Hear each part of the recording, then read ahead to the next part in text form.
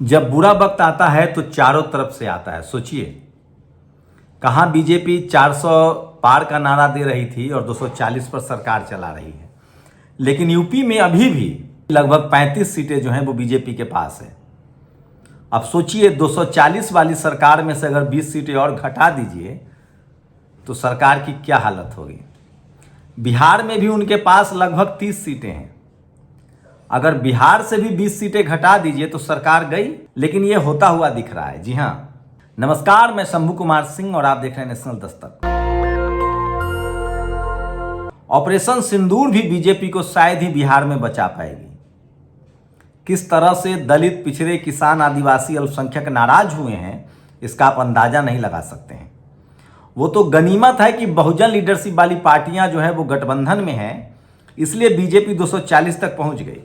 अगर बीजेपी अकेले चुनाव लड़े, उसकी पार्टी में नीतीश कुमार, उपेंद्र कुशवाहा, चिराग पासवान, मांझी, अनुप्रिया पटेल, राजभर, निषाद न हो तो बीजेपी 150 पर जाते जाते बोल्ड आउट हो जाएगी। वो बीजेपी जिसके पास करोड़ों की संपत्ति है, अरबों खरबों की संपत्ति है, जिसको 5,000 से 10,000 करोड़ और 10,000 करोड़ तक चंदा मिलता है, वो बीजेपी जिसके पास इस देश का सारा टीवी और अखबार है, वो बीजेपी जो इस देश के सारे धन्ना सेठों का पैसा लेती है। लेकिन सवाल है कि वोट तो 10% ही है। तो यूपी में बीजेपी को पहला बड़ा झटका लगा है। दलित, पिछड़े नेता अब समझने लगे हैं कि बीजेपी एक डूबती हुई नैया है और उस पर से सबसे पहला पैर बाहर निकाला अनुप्रिया पटेल ने। यूपी में पीडीए के नाम पर अखिलेश यादव ने 10 साल की अपनी गलतियों को ठीक किया और जो कल तक प्रोग्रेसिव हिंदू बन रहे थे वो अब पिछड़े, दलित, अल्पसंख्यक के नाम पर 37 सीट जीत चुके हैं। कहा जा रहा है कि लगभग 8 से 10 खासकर पटेल समाज के उनके सांसद बने हैं और ये बात अनुप्रिया पटेल को पता है। जाति जनगणना हो, आपको सबको पता है यूपी में 69,000 शिक्षक भर्ती में किस तरह की गड़बड़ी हुई। योगी आदित्यनाथ की सरकार में किस तरह से दलित, पिछड़ों की नौकरियां ही नहीं जा रही है, किस तरह से सरेआम लगातार SC, ST, OBC के सामाजिक कार्यकर्ताओं को प्रताड़ित किया जाता है, उनके सारे संवैधानिक अधिकार छीने जा रहे हैं। 69,000 शिक्षक में भर्ती में गड़बड़ी हुई। अब कहा जा रहा है कि अनुप्रिया पटेल ने लगभग गठबंधन खत्म करने का ऐलान कर दिया और वो पंचायत चुनाव में अकेले ही ताल ठोक रही हैं। इसका मतलब साफ है, मैं फिर कह रहा हूं, बीजेपी बहुजनों के दम पर है, OBC के दम पर है। अब आप कल्पना कीजिए, यूपी में अगर राजभर हट जाए, निषाद हट जाए, अनुप्रिया हट जाए तो योगी आदित्यनाथ एक दिन मुख्यमंत्री नहीं रह पाएंगे। सोचिए, केशव प्रसाद मौर्य को 2015 में आगे किया गया था, OBC समाज से आते हैं, वो अध्यक्ष थे, लेकिन उनको मुख्यमंत्री नहीं बनाया गया। बाद में कई बार उन्होंने कोशिश की, लेकिन उनको दबाव में वो रहे। बाद में वो अगली बार चुनाव हार गए। अब पार्टी का एहसान उन पर जताया जा रहा है। ये बहुजनों के साथ कॉन्स्पिरेसी होती है। केशव प्रसाद मौर्य चुनाव हार गए, फिर बीजेपी ने उनको उप मुख्यमंत्री बना के शांत कर दिया। लेकिन जिस तरह से वहां 69,000 शिक्षक भर्ती में घोटाला हुआ, जिस तरह से दलित, पिछड़े, किसान, आदिवासी, अल्पसंख्यकों के अधिकारियों की पोस्टिंग हुई है, सबको पता है वहां थाना कौन चला रहा है, SPDM कौन है। अखिलेश यादव कई बार प्रेस कॉन्फ्रेंस कर चुके हैं और उसमें सिर्फ यादव प्रताड़ित नहीं है, कुर्मी, यादव, कुशवाहा, राजभर, निषाद, सबके अधिकारी नाराज और नाखुश हैं क्योंकि उनको कहीं भी अच्छी जगह पोस्टिंग नहीं मिल रही है। ये आंकड़े बता रहे हैं वहां के। अखिलेश यादव ने कई बार इलाहाबाद, कई बार जिलों के सरकारी, यहां तक कि चंद्रशेखर आजाद ने बाकायदा RTI डाला था, लेटर लिखा था सरकार को कि बताइए कि कितने दलित, पिछड़े अधिकारियों की नियुक्ति है SP, DM, SDM के रूप में। पता नहीं, वो जवाब नहीं आया। 56 SDM वाली कहानी याद है, अखिलेश यादव को बदनाम किया गया था, वो खबर फर्जी थी। तो यूपी में लगातार जो बहुजन लीडरशिप वाली पार्टियां हैं वो बगावत के मूड में है। अनुप्रिया पटेल बाकायदा पंचायत चुनाव में अकेले लड़ेंगी। एक बड़ा जनाधार रहा है उनका, लेकिन अब बीजेपी के साथ जाने की वजह से वो जनाधार अखिलेश यादव के साथ शिफ्ट हो रहा है। वहीं BSP सुप्रीमो मायावती जी भी अब पुराने तेवर में लौट रही हैं। अगर यूपी की बात करें तो उन्होंने आज ट्वीट किया कि ग्वालियर में जो लोग बाबा साहब की मूर्ति लगने का विरोध कर रहे हैं वो गलत है। बोधगया, महाबोधि, बिहार पर उन्होंने ट्वीट किया। मैं फिर कह रहा हूं, सामाजिक न्याय की राजनीति बिहार, यूपी, झारखंड में सबसे ज्यादा जोर पकड़ती है। यहां जाति के नाम पर वोट नहीं होता है, जातिवाद के खिलाफ वोट होता है।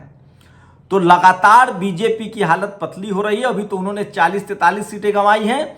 अगली बार बीजेपी के हाथ से अगर 20 सीटें और निकल गई तो वो कहीं भी फायदे की स्थिति में नहीं। उड़ीसा एक राज्य था जहां उन्होंने बेहतर किया। अब कोई ऐसा, बंगाल वो कर सकते हैं, हो सकता है बंगाल कर लें, लेकिन मैं फिर कह रहा हूं वो बड़ा डेंट लगेगा। और अगर बहुजन दल उससे बाहर हुए तो फिर बीजेपी की बात बनेगी नहीं। तो बीजेपी को यूपी में बड़ा झटका लगा है और निषाद, ओपी राजभर ये सब ताक देख रहे हैं, तेल देख रहे हैं, तेल की धार देख रहे हैं। मायावती भी लगातार अब सरकार पर हमलावर हैं। उन्होंने भी चुनाव को से पहले किस तरह से 2.25 लाख टीचरों की कमी है उसको लेकर ट्वीट किया था, आप सब जानते हैं। दूसरी बड़ी खबर है बिहार से। बिहार में भी यही दिख रहा है। बिहार में महागठबंधन की तरफ रुझान है और सोशल जस्टिस, सामाजिक न्याय, जिस तरह से कांग्रेस ने इसको मुद्दा बना लिया है, तेजस्वी यादव रोज जातीय हिंसा में पीड़ितों से मिल रही हैं। वो आरा भी गए थे जहां जातीय हिंसा हुई थी, वो सीमांचल भी गए, पूर्णिया जहां मंडल परिवार से बड़ी घटना हुई थी, वो खगड़िया भी गए जहां जातीय हिंसा हुई है। तो तेजस्वी यादव जहां शहीदों के घर भी जा रहे हैं, वहीं जो जातीय प्रताड़ित लोग हैं उनसे भी मिल रहे हैं। और सामाजिक न्याय के नाम पर लड़ाई जो है वो बहुत मजबूत हो रही है। और बिहार में ऑपरेशन सिंदूर इसीलिए फेल होता दिख रहा है। प्रचार तो किया जाएगा लेकिन बिहार में सामाजिक न्याय की धारा मजबूत है। नीतीश कुमार वो बड़ी कड़ी हैं जिससे केंद्र की सरकार चल रही है, लेकिन वो कब तक बने रहेंगे इसकी कोई गारंटी नहीं ले सकता है। बिहार चुनाव के बाद दूध का दूध और पानी का पानी हो जाएगा। देश की राजनीति सामाजिक न्याय की तरफ बढ़ती हुई दिख रही है और तमाम बहुजन लीडरशिप, बीजेपी के पास अब कोई नया पॉलिटिकल अलायंस मिलने वाला नहीं दिख रहा है। महाराष्ट्र में हो सकता है शरद पवार उनके साथ आए, लेकिन इसकी दूर दूर तक आशंका नहीं है।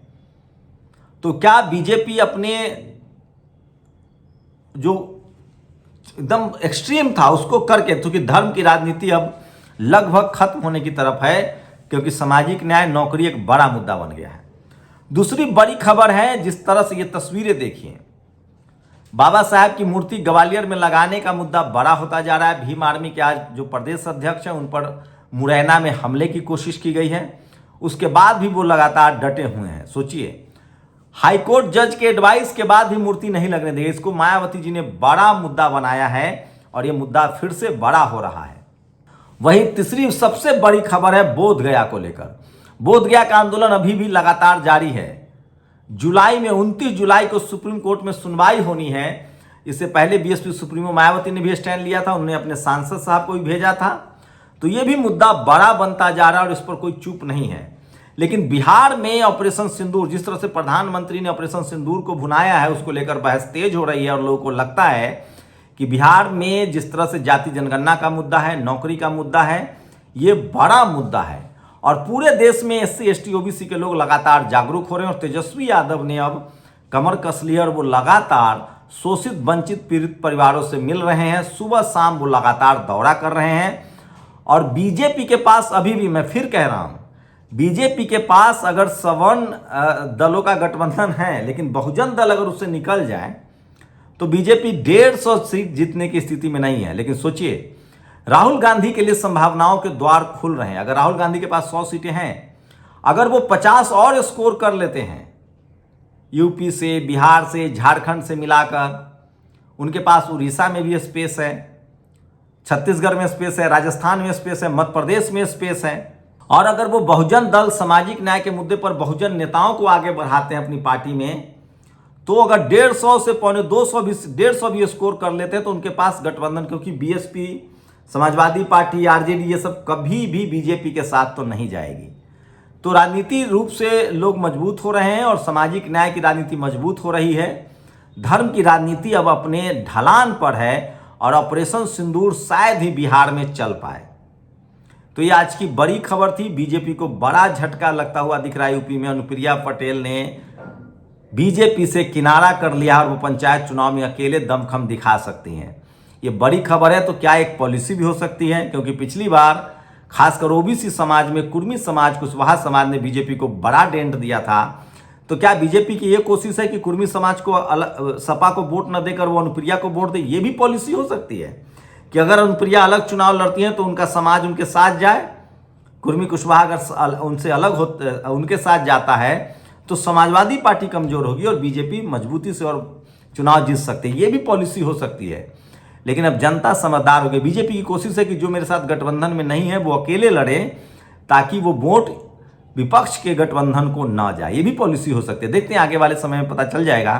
लेकिन मैं फिर कह रहा हूं, बीजेपी सब कुछ टीवी अखबार तमाम धन्ना सेठों के बाद 100 से 150 सांसदों की पार्टी हो सकती है अगर बहुजन दलों ने साथ छोड़ दिया तो। इसलिए राजेंद्र प्रसाद सिंह कहते हैं कि तमाम सवर्ण लीडरशिप वाली जो पार्टियां हैं वो पैसे वाली पार्टी है, जनाधार नहीं उनके पास। जाति जनगणना से पता चल जाएगा। शुक्रिया। दस्तक की आपसे गुजारिश है कि अगर इसको बचाना चाहते हैं तो नेशनल दस्तक को सब्सक्राइब करने के लिए रेड कलर के सब्सक्राइब बटन को दबाएं, फिर बेल आइकन की घंटी दबाएं। नेशनल दस्तक को बचाने के लिए बहुत जरूरी है कि हर खबर को शेयर करें, लाइक करें, कमेंट जरूर करें।